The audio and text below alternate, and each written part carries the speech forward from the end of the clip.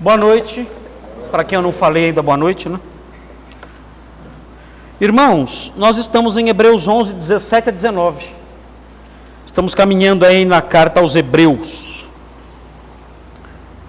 E nós dissemos na semana passada, né? Foi semana passada? Foi, né? Foi semana passada que entramos aqui em Hebreus 11, 17? Foi, né? Então, Hebreus 11, 17 e 19, nós dissemos que existem 3 verdades sobre a fé que podem ser extraídas desse trechinho pequeno aqui. São 3 versículos só, rápido. E há a verdade sobre a fé que nós podemos extrair daqui. Bom, Hebreus 11, 17 a 19, fazer a leitura aqui. Onde está aí? 17 a 19. Quem está lá é o Maurício hoje? O Maurício. Ok. Pela fé, Abraão, quando posto à prova, ofereceu Isaque. Estava mesmo para sacrificar o seu unigênito, aquele que acolheu alegremente as promessas. A quem se tinha dito: em Isaque será chamada a tua descendência. Porque considerou que Deus era poderoso até para ressuscitá-lo dentre os mortos, de onde também, figuradamente, o recobrou. Então esse é o texto curtinho, não é difícil de entender.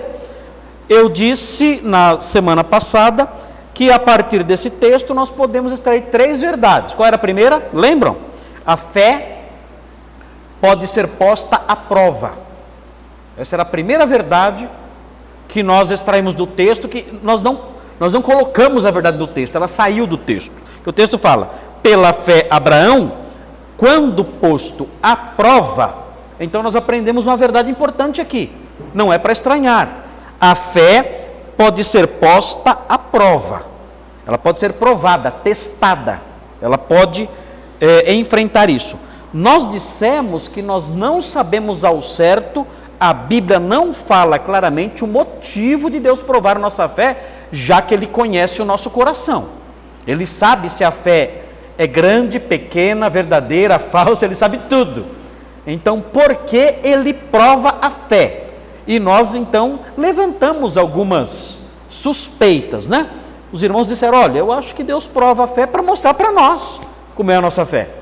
Então, uma resposta inteligente essa, muito boa, né? Outros disseram: olha, eu acho que Deus prova a nossa fé para que as outras pessoas também sejam estimuladas através do nosso testemunho durante a prova.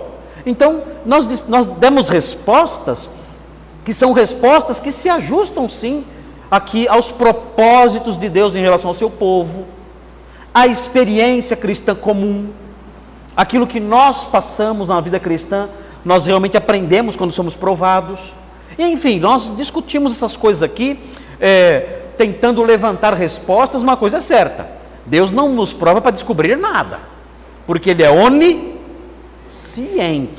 Ele sabe tudo. Ele não prova para descobrir coisa nenhuma. Ele prova para nos testar, mas não para descobrir nada. E falamos sobre isso, foi muito gostoso aqui, os irmãos participando e vendo os textos bíblicos, né? Citamos vários textos bíblicos: Hebreus 11, 37, João 6, 5 e 6, 2 aos Coríntios 13, 5, Apocalipse 2, 2, Apocalipse 3, 10. Falamos que o verbo peirazo, que é o verbo que aparece aqui, tem 2 sentidos: testar e tentar. Deus testa. Deus tenta. Não. Qual a diferença de testar e tentar? Para testar é algo bom, é algo que nos ajuda, revela como está a nossa condição. Tentar, o objetivo é outro. Tentar, o objetivo é levar a pessoa a praticar o mal, e Deus não faz isso. Deus não tenta a pessoa para que a pessoa pratique o mal. Ele não age assim, Ele não tenta ninguém. Tiago 1,13. Então aprendemos isso, mas o verbo é o mesmo. Como é que eu sei como traduzir? Pelo contexto da passagem. Eu vou traduzir como testar ou vou traduzir como tentar. É o contexto que vai dizer qual é a tradução certa. Mas falamos tudo isso já, aprendemos tudo isso só comentando as 6 primeiras palavras do texto. Pela fé, Abraão, quando posto à prova. Paramos aí. Agora vamos à segunda verdade, que emana do texto. A segunda verdade é: a fé é capaz de realizar atos espantosos. Ok? Essa é a segunda verdade.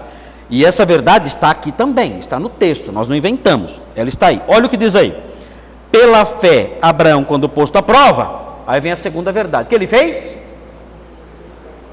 Ele ofereceu Isaque. O que é isso? O que significa ofereceu Isaque? Ele ofereceu o filho da promessa. Mas o que significa oferecer? Isso é um eufemismo, oferecer. Sacrificar, matar. Oferecer aqui é algo, é um eufemismo. O que é um eufemismo? O que é um eufemismo? É uma palavra que, exatamente. Oi? Exatamente. A gente usa o eufemismo para abrandar uma expressão que pode ser muito pesada, né? Olha, ele ia matar seu filho. Então, para abrandar, a gente fala, ele ia oferecer seu filho. Quando alguém morre, a gente fala, ele morreu. A gente fala, não, ele partiu. Partiu. É o eufemismo isso aí. Ele morreu. A gente não fala assim desse jeito, né? Nós abrandamos. Então, nós temos esse costume, até uma forma delicada de tratar as pessoas, né, através de um eufemismo, né?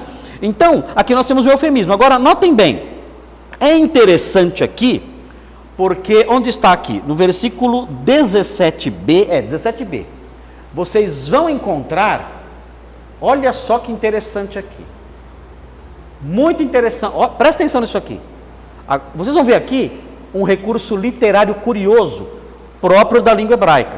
Lembra que eu falei, próprio da língua hebraica, aqui não é hebraico, é grego, mas quem está escrevendo é judeu, é um israelita, então alguém que tem a mente, a cultura judaica, pense em hebraico, então notem bem, o que nós temos aqui é o que vocês já conhecem, a gente chama de paralelismo. Lembra que eu expliquei já o paralelismo? O que é o paralelismo? É impressionante como os judeus gostam de paralelismo. O que é paralelismo? Paralelismo envolve frases, envolve colocar frases em paralelo, frases que têm o mesmo significado, mas com outras palavras. Então prestem atenção aqui no que o autor de Hebreus faz aqui. Veja como ele é inteligente, como ele é estético na construção gramatical, e não só estético, ele tem um objetivo específico ao usar o paralelismo. Olha só, olha o paralelismo aqui, olha aqui, pela fé, Abraão, ok? Abraão é a primeira sentençazinha aqui, é o primeiro elemento do paralelismo. Pela fé, Abraão ofereceu Isaque, ok? Abraão ofereceu Isaque. Cláusula A, Abraão. Cláusula B, ofereceu Isaque, ok?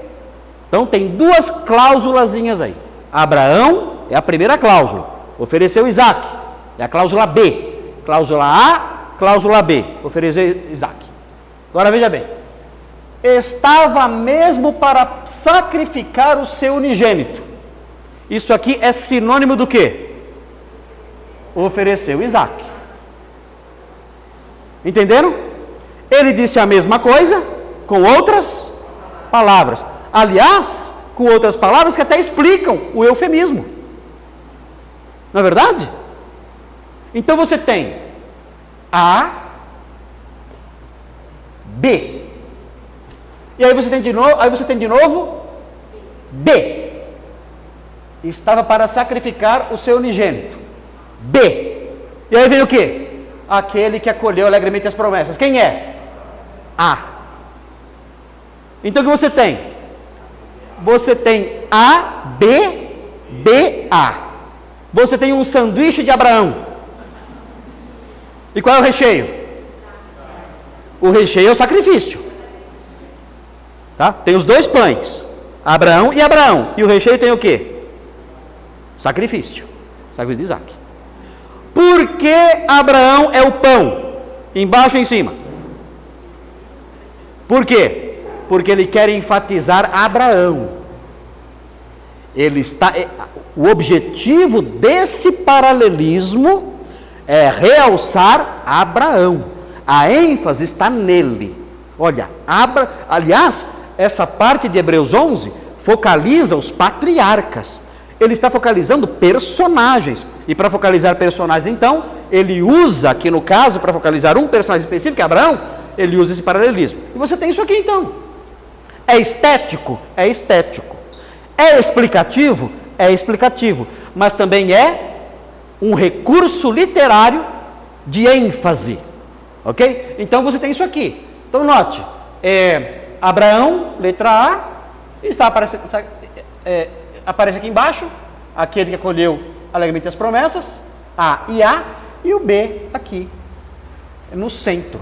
O nome disso, o nome disso aqui é um paralelismo. Quer ver? Paralelismo. Isso aqui, é um paralelismo sinônimo quiástico. Porque ele é assim, Isso aqui, é uma letra grega, a letra qui.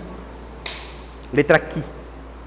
Então, é um paralelismo sinônimo, por quê? Porque as frases são sinônimas. Abraão é aquele que ofereceu, é aquele que acolheu alegremente as promessas. E oferecer Isaac é o mesmo que sacrificar seu unigênito. Então é um paralelismo sinônimo, mas ele está assim, Ele está AB, BA, ele está em X. Entenderam isso? Então, por ser assim, AB, BA está em X. Se escrever em duas linhas, fica em X. Então é um paralelismo sinônimo quiástico, o nome disso aqui. O cara é bom, esse cara, hein? Esse escritor aqui, é inteligente.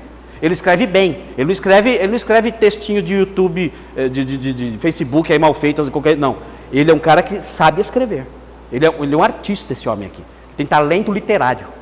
Tiago. Pastor, a gente tem algum indício no original dizendo que aquele se refere a Abraão? Ou a gente consegue entender só pelo contexto? Eu pergunto isso porque quando você menciona Isaac, por exemplo, no caso do seu unigênito, pode ser que o aquele pode estar se referindo também ao Isaac, não pode? A gente usa isso. Mas assim, Isaac acolheu as promessas, mas você tem que situar no momento histórico. Isaac não recebeu as promessas nessa época. Nessa época, Isaac não recebeu as promessas. Ele era um garoto ainda. Abraão.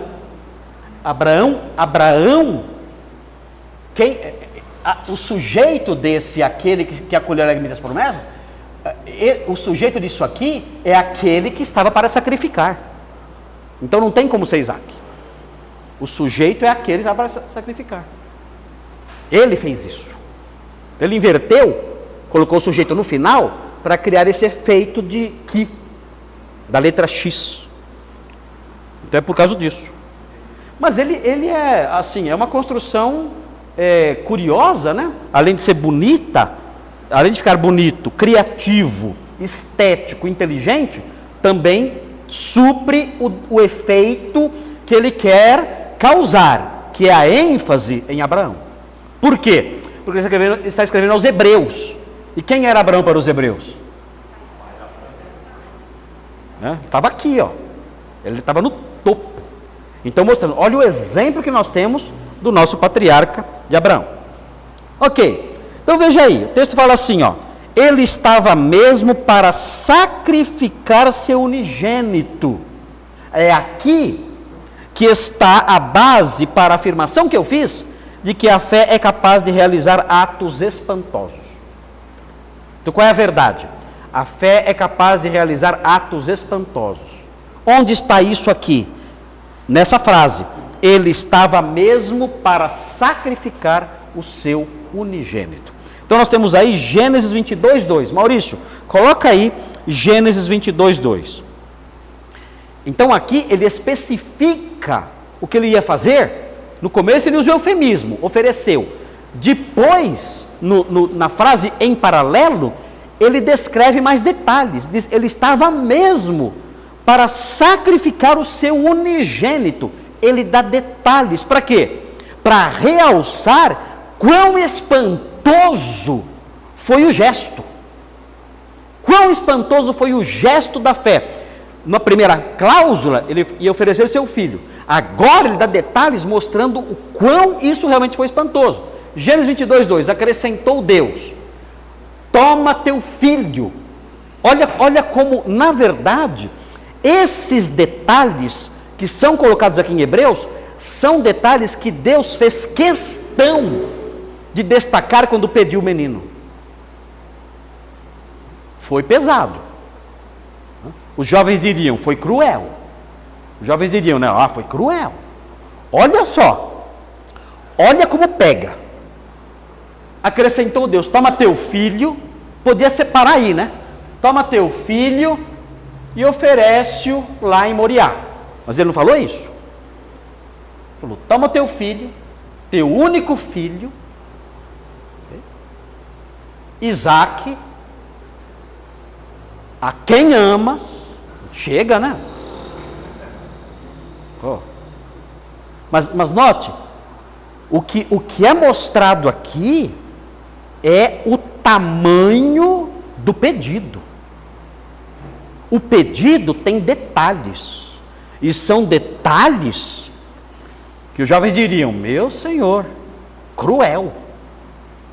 A coisa foi cruel.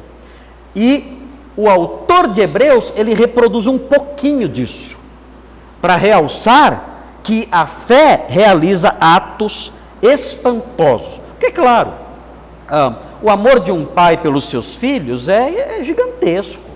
Os pais não medem sacrifício pelos seus filhos, eles morrem 1 milhão de vezes pelos seus filhos. Isso, eles fazem isso, assim, sem nenhuma oscilação. Isso, os filhos não entendem isso. Os filhos acham que isso é retórica bonitinha de pai, mas não é. A gente sabe que é assim. Quando a minha primeira filha nasceu, a Isabela, eu fiquei esperando ela nascer por cerca de 6 horas. 6, né? Mais ou menos 6 horas eu fiquei esperando. Sozinho, eu não contei para ninguém que a Simone tinha entrado em trabalho de parto. Eu não queria ligar para ninguém, avisar, porque eu sei que ia causar uma agitação tão grande, ia encher de gente lá, querendo acompanhar a sogra, pai, vó, papagaio, cachorro. Falei, não, eu não vou aguentar isso aqui. Eu fiquei quieto, sozinho, não contei para ninguém. Quando nasceu e eu vi que estava tudo bem, aí eu avisei todo mundo. Aí veio sogra, pai, mãe, tio, tia, né, papagaio, veio tudo, né? Aí eu liberei, não, agora está tudo tranquilo. Mas eu fiquei lá esperando, mais ou menos 6 horas ali, e não nascia a Isabela, não queria nascer, né? Sabia que o mundo é mau, falou, não quero nascer aqui. Ainda mais no Brasil, né? Quando ela soube que era no Brasil, aí que não queria nascer mesmo. Mas enfim, quando ela nasceu, ela saiu da sala de parto, foi parto normal, ela saiu no colo do médico, enrolada num pano, em panos, um lençolzinho lá assim, né? E o médico vinha brincando com ela, andando, levando ela para o berçário. Naquela época não tinha essas coisas todas de um monte de bercinho eletrônico, que a criança vai voando pro, né, tal, e chega lá, é entubada, né, e mata todos os vírus, não tem isso aí. A criança nascia no mundo normal, aí vinha normal, no colo do médico, e o médico foi levando pro berçário ali, usando máscara, tudo, mas brincando com ela, e falando com ela e tudo mais, né. E ali, eu olhei o médico vindo, eu levantei e fui na direção dele. Ele falou assim para mim, o senhor é o marido da Simone? Eu disse, sou eu. Ele falou assim, essa aqui é a sua filha. E eu fui lá. Quando eu cheguei perto, ele abriu o paninho assim. Ele abriu o paninho. E eu vi o rostinho dela pela primeira vez. Naquela hora, eu me tornei outra pessoa. Na hora. Eu chorei, assim, porque eu não sabia até aquele momento o que significava a palavra amor. Eu não sabia. Ali eu descobri. Porque eu sabia, naquela hora, que eu era capaz de morrer por aquela coisinha ali, eu era capaz de morrer por ela 1 milhão de vezes. Eu sabia. Mas foi uma coisa tão forte que eu nunca tinha sentido antes na minha vida. Então imaginem, esse é o amor do pai, o amor da mãe, é assim. Os filhos não entendem, vão entender um dia, mas não entendem agora. E notem bem isso. Agora pensem num filho único. O amor de Abraão por ele. Gente, é algo que não dá para imaginar o tamanho desse amor. No entanto, a fé é capaz de realizar atos espantosos. O texto diz que ele estava prestes a realmente sacrificar seu filho.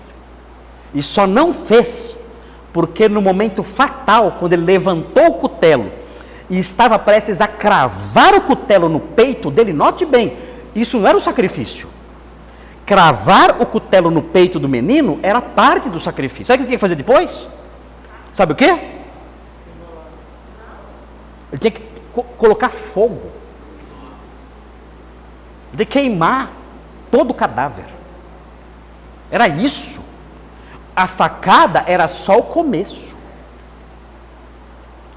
Era cravar-lhe o punhal, matá-lo, deixar sangrar e depois queimar ali em holocausto, em sacrifício a Deus. Tudo bem para vocês? Bom? Gente, isso aí é impensável. Isso aí. E ele chegou a esse ponto. Ele levantou o punhal. Ele ia baixar o punhal. Se não fosse o brado do anjo do Senhor, gritando: pare, não faça isso. Agora eu sei. Então, é algo extraordinário isso aqui. Algo fantástico isso aqui.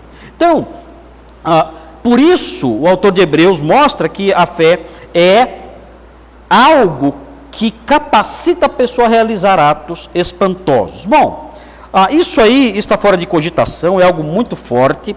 Agora, eu quero ouvir vocês no seguinte sentido. Eu sei que vocês estão impressionados com essas coisas, né? Imaginem só, né? Algo assim. Mas, note bem, o autor de Hebreus fala disso porque ele quer encorajar os seus leitores a serem pessoas de fé. Ou seja, olha, o que se espera de um crente, alguém que realmente tem fé, é que essa pessoa também realize, por causa da fé, alguns atos espantosos. Ou seja, realize também alguns sacrifícios, talvez, que sejam chocantes, espantosos, de deixar as pessoas, o quê? Por que ele fez isso? Porque ele falou que ele é crente. Então ele fez isso. Mas ele é louco. Ele fez isso, ele fez, e você pergunta por que ele fez isso, ele fala, porque eu sou um crente. Mas como é que ele foi capaz de fazer algo assim? Ele fez. Alguém pode dar exemplo disso? Algum ato espantoso que alguém eventualmente tenha que fazer porque é uma pessoa de fé? Tem alguma coisa? Sair do trabalho? Pode ser. É. Pode acontecer de uma pessoa, pegando aqui no que o André falou, pode acontecer de uma pessoa trabalhar, por exemplo, numa empresa que produz filmes imorais. Ela tem uma carreira lá, muitos anos. E ela chega num cargo alto. Ela ganha muito bem ali. E ela se converte. E a sua consciência começa a incomodá-la. Eu estou promovendo isso aqui. Eu estou atuando intensamente na promoção dessas coisas. Eu sou uma peça nessa engrenagem. Eu trabalho nisso, eu promovo, eu estou cooperando com isso. Estou usando minhas forças, minha formação, minha inteligência, minhas habilidades para promover isso. Quer saber? Eu vou pegar o cutelo, eu vou matar isso. Você é louco. Como é que você vai sustentar sua família? Não sei. Mas eu não posso continuar nisso. Como crente, eu não posso fazer isso. E sai. Já viram pessoas assim? Conheceram já pessoas assim? Eu já conheci. Eu já conheci pessoas assim, que perderam cargos excelentes, dizendo, não posso mais. Eu não posso me envolver com isso mais. Romperam com tudo. Impressionante. O que os incrédulos disseram? Você é louco. Você é louco. Você fala, Tiago. Os mártires, né? Pessoas que entregam a vida. Isso é impressionante. Para não negar a Cristo, por exemplo, aconteceu. Os mártires. Os mártires. Sim. As pessoas que morreram lá no Coliseu, né? Dizer que eram cristãos. Deram a vida, confessando a Cristo ali, porque se negavam a colocar um pouquinho de incenso aos pés de uma estátua de César. Coloca um pouquinho de incenso na estátua de César, queima lá um pouquinho. Não, eu não posso fazer isso. Você vai perder a vida. Não tem outro jeito. Queimar incenso aos pés da estátua de César está fora de cogitação para mim. Eu não farei isso. E morriam, queimados vivos, ou lançados às feras por causa disso. Olha, dá uma olhadinha em Mateus 5, 29 e 30. Eu conheci uma moça, isso me impressionou. Ela tinha um namorado, já de longos anos, e se tornou noiva, ficou noiva dele, as famílias já, unidas ali e tal, e depois de alguns anos sendo noiva dele, já tudo pronto, já ia se casar tudo, ela se converteu. E ele não. Ela se converteu, ele não. E era um relacionamento sólido, ali as famílias já praticamente consideravam os dois marido e mulher.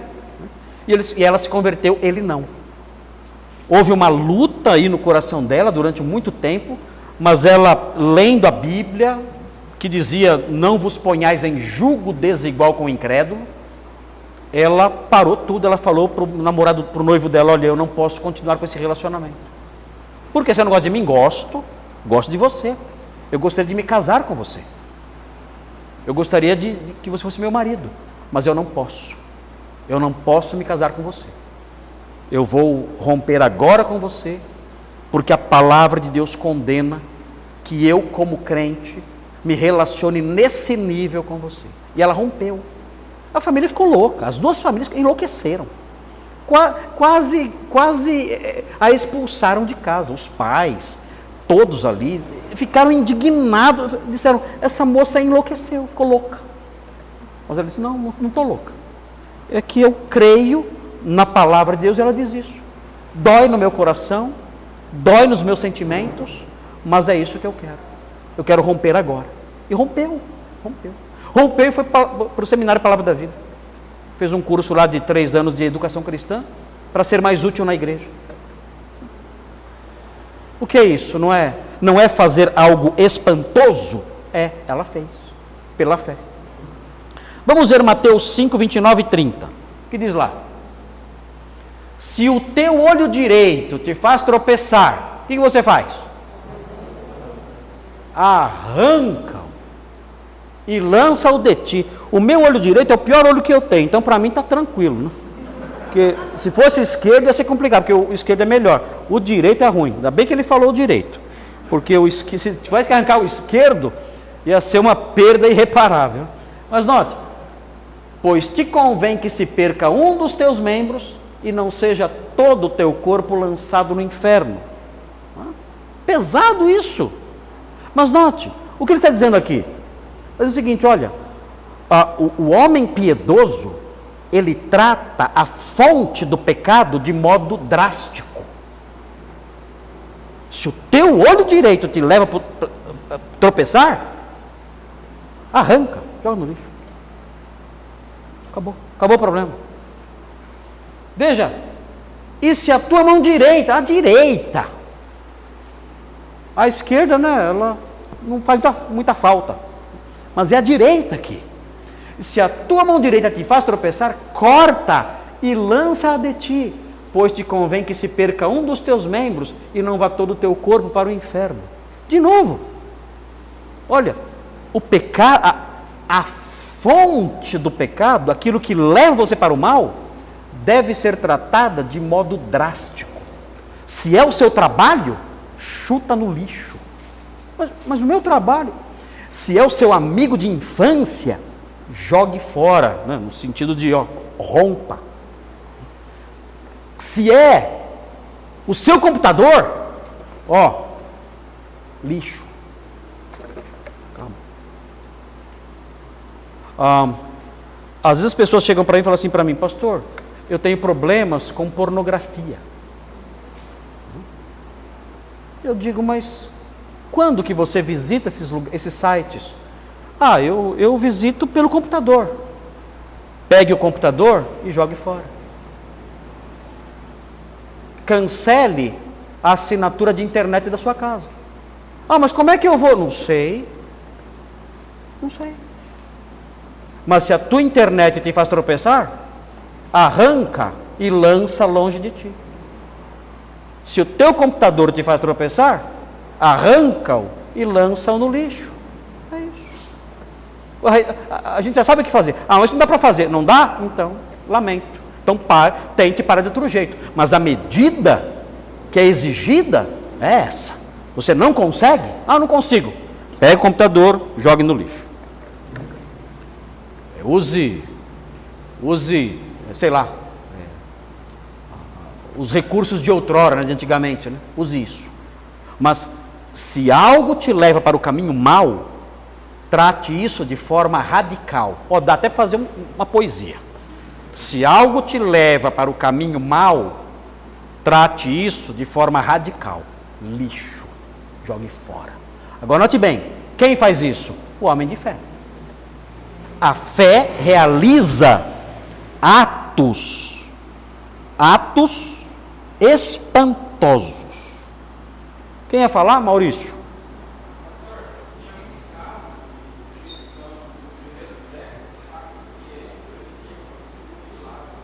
Não entendi.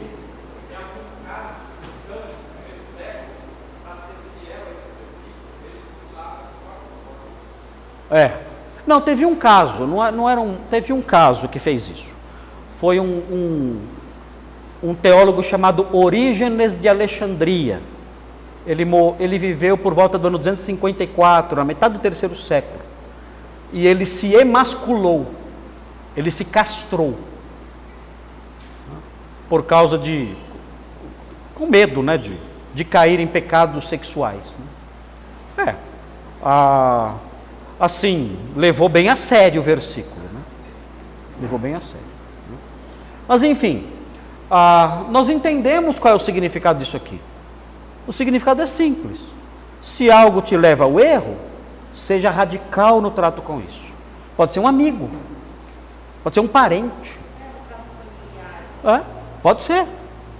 Pode ser um familiar. Pode ser alguém próximo. Dizer: olha, lamento, mas essa amizade nossa aproximação, você me leva numa direção e eu não estou conseguindo superar isso.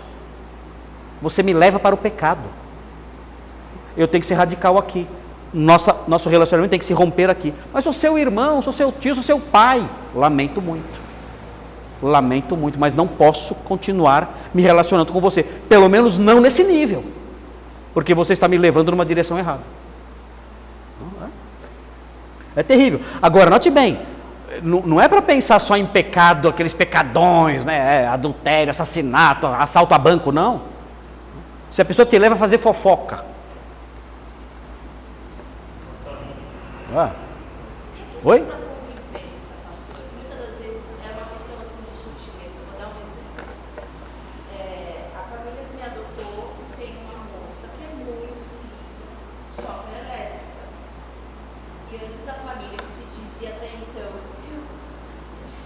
Foi terrível esse final de ano, assim, por causa disso, aquela questão. O meu primeiro contato com o cristianismo foi através deles. Só que assim, eles aceitaram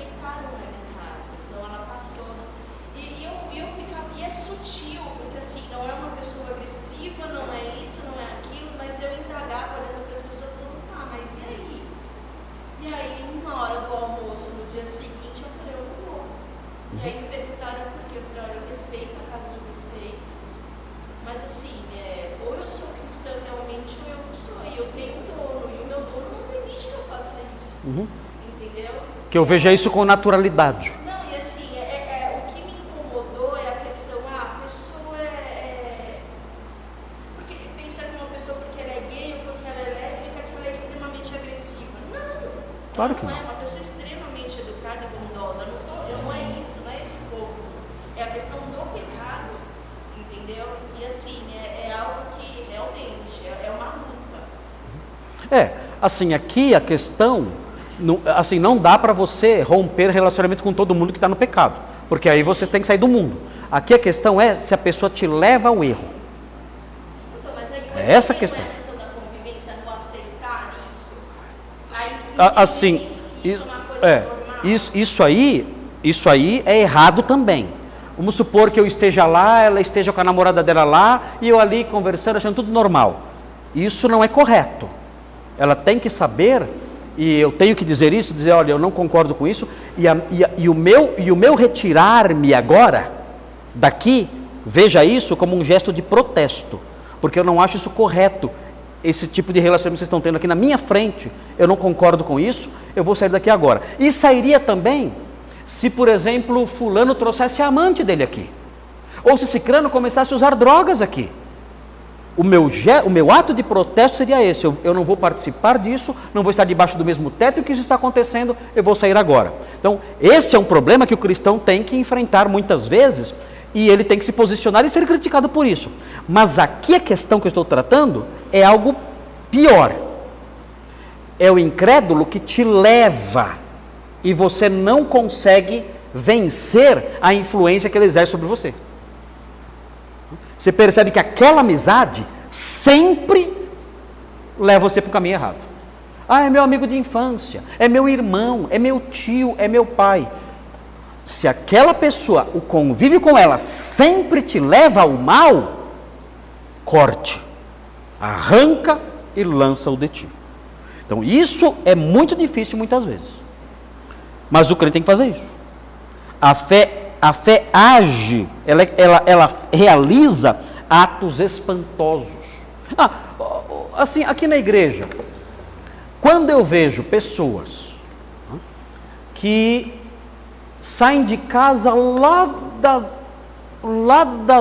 do final da Zona Leste, depois do fim do mundo, e vem na igreja, e assiste o culto, e volta para casa para no outro dia acordar 3 da madrugada, vai trabalhar. Olho para isso, meu Deus, eu vejo isso como um gesto assim, a fé realizando atos espantosos. A pessoa fala, eu quero estar em comunhão com os irmãos, eu quero aprender da palavra de Deus, eu sou um crente, eu quero crescer na verdade, eu vou fazer isso, eu vou sair de lá, eu vou até a igreja, eu vou estar com os irmãos, eu vou aprender. Alguém pode dizer, você é maluco, vai, fica dormindo, vai numa pizzaria, vai descansar, vai passear. Não. Eu vou do outro lado da cidade, vou passar pela enchente até, mas eu vou para estar com meus irmãos. Há várias pessoas aqui na igreja que fazem isso. Para mim isso é um gesto espantoso, isso. Grandioso, de fé. Do homem de fé que valoriza coisas e sacrifica coisas por amor à verdade, por amor aos irmãos, por amor à igreja. Isso é muito legal de ver. Muito bem, mais algum exemplo de atos espantosos do homem de fé?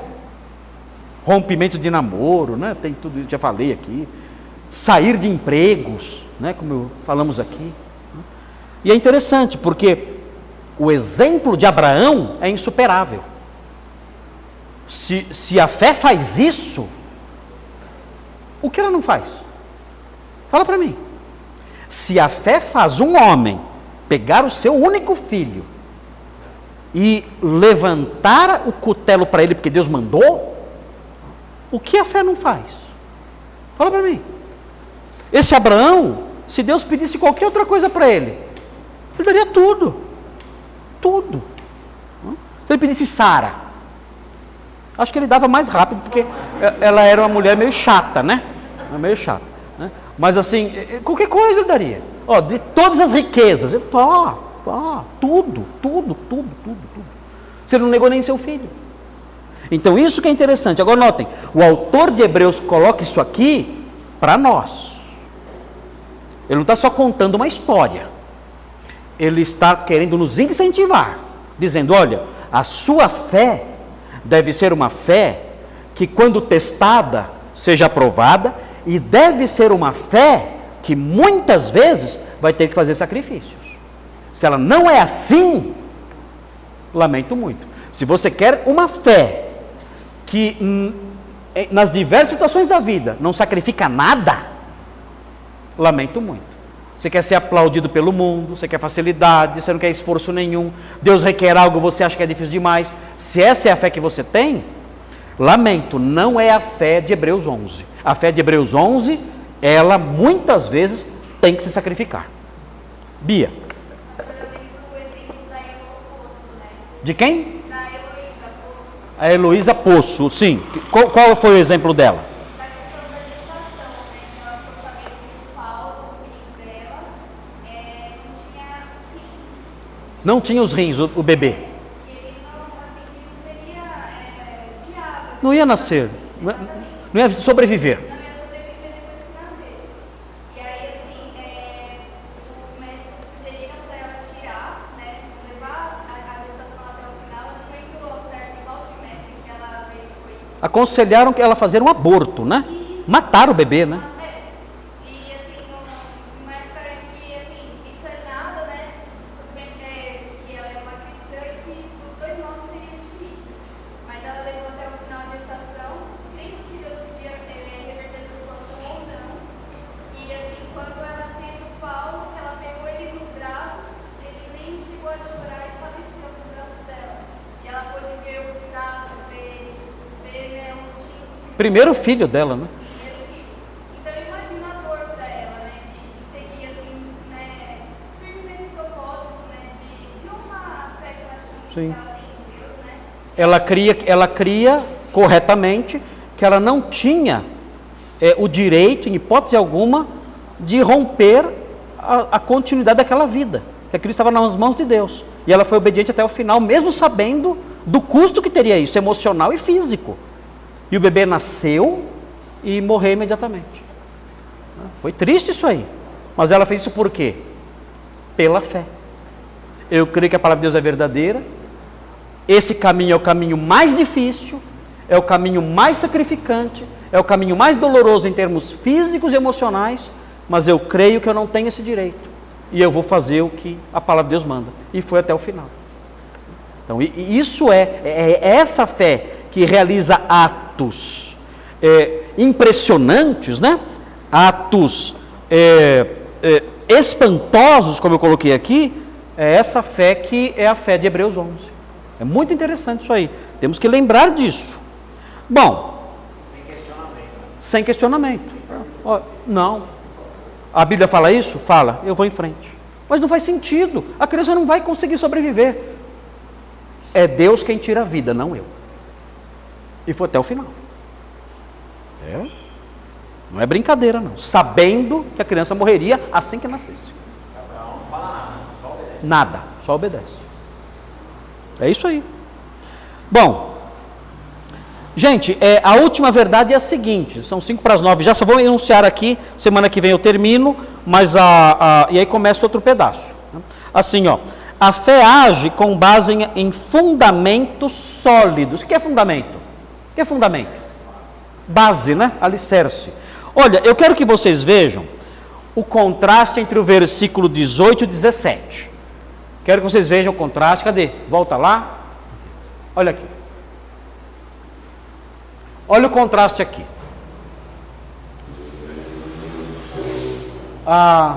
Ele estava para sacrificar.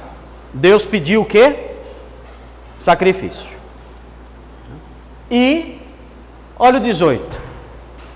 A quem se tinha dito, em Isaque será chamada a tua descendência. Tem um contraste aqui? Sim ou não? Faz sentido isso? Faz ou não faz? Espera aí. O Senhor tem que decidir qual das frases vai valer. O Senhor disse duas. E as duas não Não fecham. A primeira frase, a mais antiga. Isaac dará sequência à sua família, ao seu nome, à sua descendência. E o garoto ali, jovenzinho, sem ter filhos ainda, Deus chega e fala: sacrifica Isaac. Está batendo? Qual das frases do Senhor era a frase falsa? Qual das duas frases de Deus era errada? Nenhuma das duas. Mas como é que eu concilio as duas? Na cabeça de Abraão, como conciliar as duas? Senhor, peraí, não estou entendendo. Eu vou ficar com a frase mais antiga, e essa última aqui eu vou considerar que o senhor deu uma recaída. Aí porque não está fechando. Eu não vou ficar com a segunda não, vou ficar com a primeira só. Irmãos, ele ficou com as duas frases. Ele falou assim, ó: eu vou sacrificar meu filho sem que ele tenha ainda me dado netos, e eu sei que eu terei uma descendência através dele. Mas como? Não fecha. As duas frases são verdadeiras. E as duas frases têm que ser honradas e cridas. E eu fico com as duas. Mas Abraão, não fecha, não faz sentido. Uma frase anula a outra. Eu fico com as duas. Não dá. Não dá. Uma frase diz que ele é cabeludo, outra frase diz que ele é calvo. Não dá para, não fecha. Eu fico com o filho cabeludo calvo.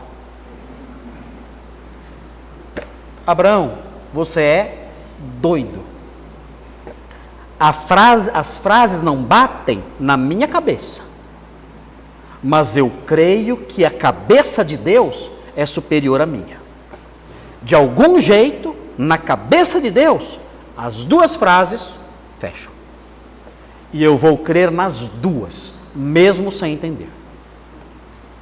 Impressionante isso aqui. Porque o contraste é gritante. E ele faz isso. Ele crê nas duas coisas. E ele pensa assim, ó. Olha o que ele pensa.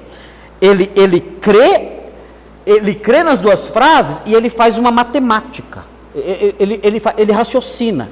Mas ele raciocina de um jeito que é surpreendente. Olha só. Olha aqui, ó, 19. Sobe aí, Maurício. Porque considerou que Deus era poderoso até para ressuscitá-lo. O que ele pensou? Só tem um jeito disso dar certo. Na cabeça de Abraão, ele falou assim, ó: as duas frases são verdadeiras, então só tem um jeito das duas funcionarem. Eu vou cravar o punhal, o moleque vai sangrar e morrer. Eu vou tocar fogo, o moleque vai queimar e eu vou ver. Vou reduzir o cadáver dele a cinzas.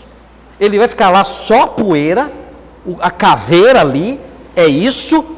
E essas cinzas, esse cadáver queimado, torrado, vai me dar descendentes. Como? Deus vai fazer esse cadáver se recompor e se levantar do altar. Porque as duas frases são verdadeiras. É a única coisa que explica isso. E eu acredito nisso.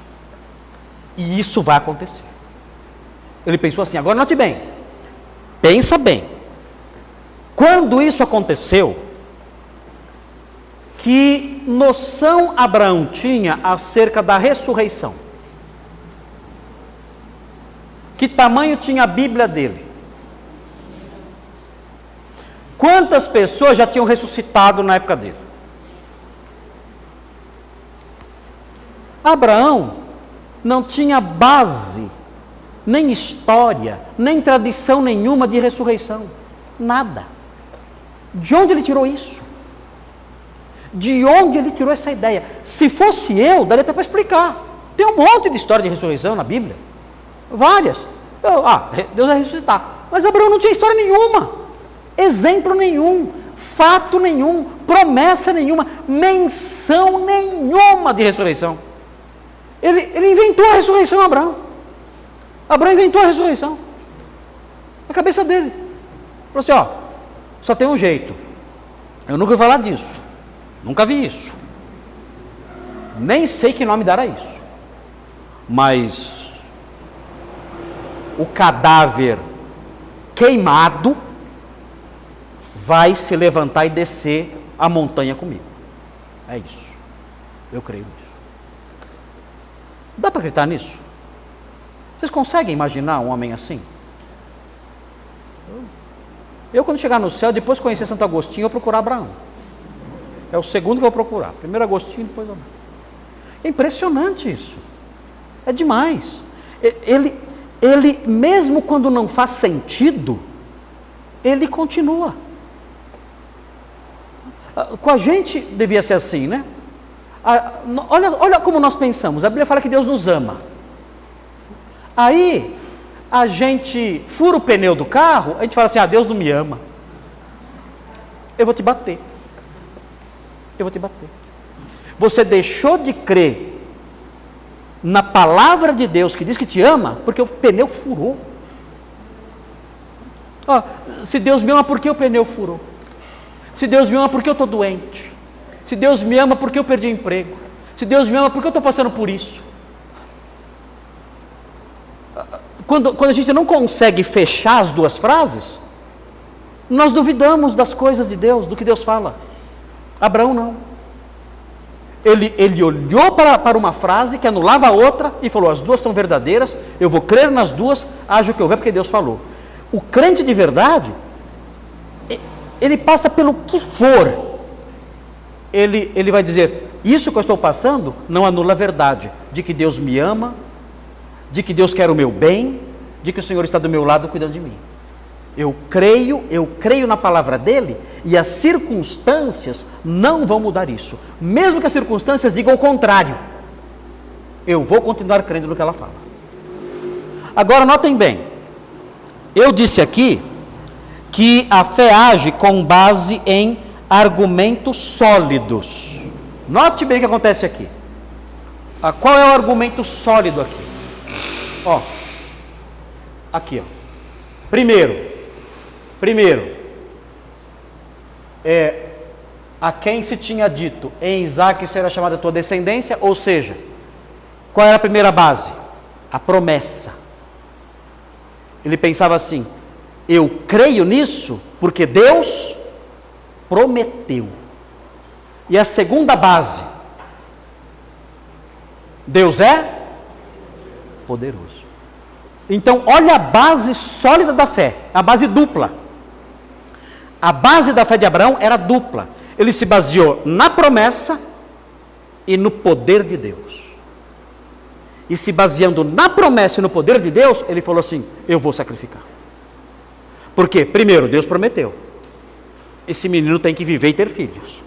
E segundo, Deus é poderoso para fazer algo que eu nunca ouvi falar. Mas Deus é poderoso para isso. E pode fazer o menino se levantar dentre os mortos. Então, como que é a fé verdadeira?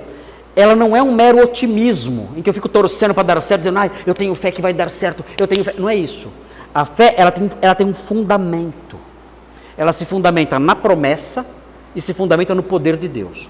Por exemplo, se você quer ser curado de uma doença, tá? Você pode ter fé que Deus vai curar? Com base na promessa?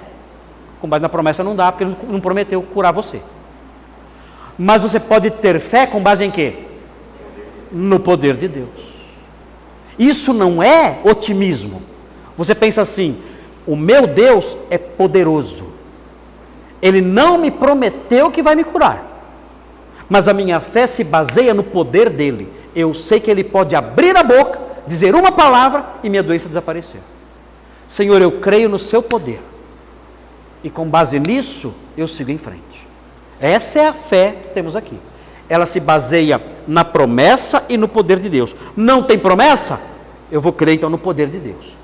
Se ele não fizer, ele não me deve nada, ele não me prometeu. Agora, existem promessas, não existem? Fala a promessa de Deus aí. Oi? Tem promessas escatológicas, né? Olha, eu vou descansar porque há coisas que Ele prometeu que não vão passar. Eu tenho a vida eterna, eu tenho um lar no céu, eu tenho um novo céu e nova terra, que o Breno falou aqui. Agora, algo mais presente que Ele prometeu. Não faltaria comida e roupa. Não vai faltar comida e roupa. Isso eu acho demais, isso aí. Isso eu acho demais. Eu vou estar com vocês todos os dias. Todos os dias. Isso é promessa. Isso é promessa. E isso, eu posso crer nisso em qualquer situação.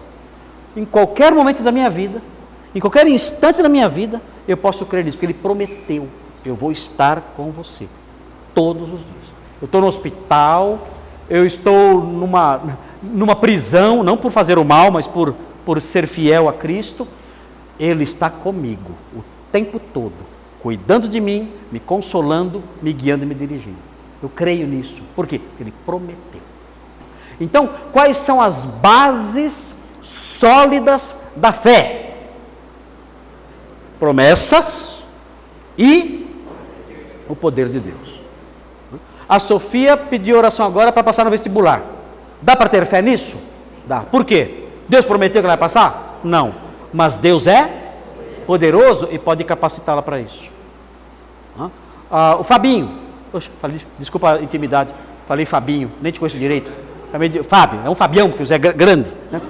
Então, é o Fábio. Fábio pediu, olha, eu estou com problemas no sono. Estou com problemas no sono. Não estou conseguindo dormir, tenho insônia. Nós oramos por ele. Oramos com fé. Com fé em quem? Em promessa? Deus não prometeu, dormirás eterno. Não. Mas com fé no poder de Deus. Queremos que Deus tem poder para fazer o Fábio dormir de um jeito que nem bebê dorme. E capacitar. Nós oramos por isso. Talvez Deus responda ainda hoje. E ele durma hoje de um jeito que alguém tenha que ir lá acordar hoje. É 2 da tarde. Né? E cremos nisso, pelo poder de Deus. Quem mais pediu oração hoje aqui? André pediu, Glaucio pediu. Olha, pedindo pelos seus familiares, conversão. Deus prometeu a conversão do Lincoln, né? Lincoln. Deus prometeu? Não. Mas Ele tem poder para quebrar o coração? Tem. Nós cremos, nós oramos então com fé no poder de Deus, que pode quebrar corações. Então, isso é importante nós lembrarmos. O autor de Hebreus mostra isso. Abraão foi legal porque ele tinha as duas coisas. Tinha promessa e tinha o poder de Deus. Então parece que a fé dele tinha uma força maior, né? Deus prometeu. Eu vou nessa. Deus prometeu. Isso era muito jóia. Mas nós não temos promessas assim. Temos outras. Temos outras. Eu tenho fé que eu vou encontrar meu pai um dia. Eu tenho fé nisso. Por quê? Porque ele prometeu. Ele prometeu. Ele prometeu a salvação a quem crê. Meu pai creu. Eu creio que um dia eu vou encontrá-lo. É uma fé baseada na promessa. Não otimismo. Não. É uma fé baseada em promessa. Há outras coisas que são baseadas no poder de Deus. E assim podemos caminhar com fé. Mas é importante lembrar disso. A fé tem bases sólidas. Deus prometeu. Se Ele prometeu, podemos crer. Deus tem poder. Se Ele tem poder, podemos crer. É isso? Certo? Semana que vem continuamos com Hebreus. Mais um pouquinho. Tá bom? Vamos fazer oração pedindo o quê? O que vamos pedir a Deus agora? No final desse pequeno parágrafo. Senhor, eu quero ser como Abraão, né? Vamos pedir isso ao Senhor. É maravilhoso isso, né? É lindo isso. Senhor, quando a nossa fé for provada, dá-nos forças. O que mais? Senhor, qual era o segundo ponto? Ajuda-nos, quando for necessário, a realizarmos atos espantosos pela fé. E, Senhor, ajuda-nos a lembrar sempre de alicerçar nossa fé nas suas promessas e no seu poder. Essas orações seriam orações interessantes agora. Vamos orar então. Senhor Deus, obrigado por esse texto pequeno, mas tão rico. Obrigado pelas coisas que pudemos aprender. Queremos suplicar que o Senhor nos ajude, para que quando a nossa fé for testada, nós possamos permanecer de pé. Ajuda-nos também para que, nos momentos em que isso for requerido de nós, nós possamos realizar atos espantosos, movidos pela fé. E que a nossa fé, Senhor, seja sempre fundamentada nas suas promessas e no seu poder. Não seja apenas um otimismo vago, sem fundamento algum, não. Que a nossa fé seja como a fé de Abraão, firmada em alicerces sólidos. Abençoa cada irmão aqui. O Senhor conhece suas lutas. Faça, ó Deus, com que cada um tenha uma fé assim. Uma fé, a fé descrita em Hebreus 11. E ajuda para que cresçam nisso. Pedimos que o Senhor nos leve em paz para casa, seguros, e que encontremos as nossas coisas, nossos bens e nossos queridos em paz e segurança. Guarda-nos, Senhor, pedimos, e faça com que nos reunamos novamente na próxima oportunidade aqui. Em nome de Jesus suplicamos. Amém.